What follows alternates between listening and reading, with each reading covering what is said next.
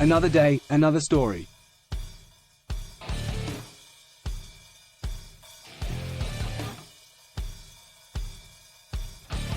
Hello everyone, and welcome back to our channel. Today, we have an important topic to discuss that relates to prostate cancer, the Gleason score. Prostate cancer affects many men worldwide, and understanding the Gleason score can help determine the severity of the disease and guide treatment decisions. So, let's dive in. The Gleason score is a grading system used to evaluate prostate cancer. It's named after Dr. Donald Gleason, who developed it in the 1960s. The score ranges from 2 to 10 and is based on the microscopic appearance of cancer cells in a prostate biopsy or surgical specimen. When a biopsy is performed, the pathologist examines the tissue samples under a microscope to identify the two most common patterns of cancer cells. These patterns are then assigned a primary and secondary grade, ranging from 1 to 5. The primary grade represents the dominant pattern of cancer cells, while the secondary grade represents the second most common pattern. The primary and secondary grades are then added together to obtain the Gleason score.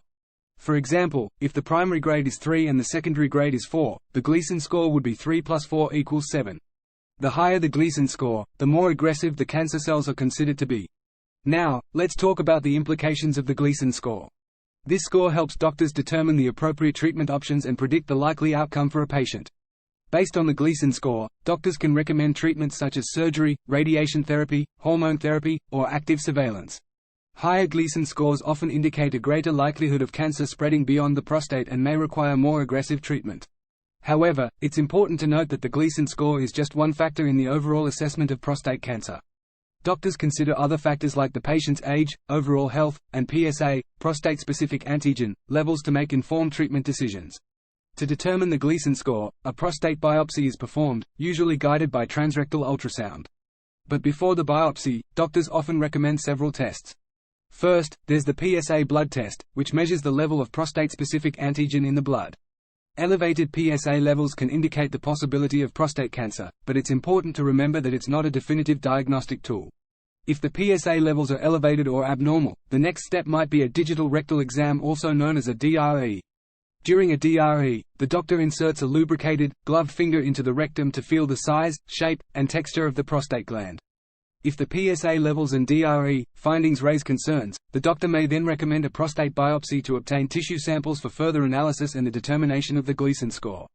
So, if you're at an age or have risk factors that make you susceptible to prostate cancer, it's essential to discuss these tests with your doctor. Early detection and understanding of the Gleason score can play a crucial role in effective treatment and improved outcomes. That's it for today's video on the Gleason score and the tests suggested for prostate cancer evaluation. I hope you found this information helpful and informative. If you have any questions or would like to share your experiences, feel free to leave a comment below. Don't forget to subscribe to our channel for more health-related content. Stay healthy, everyone.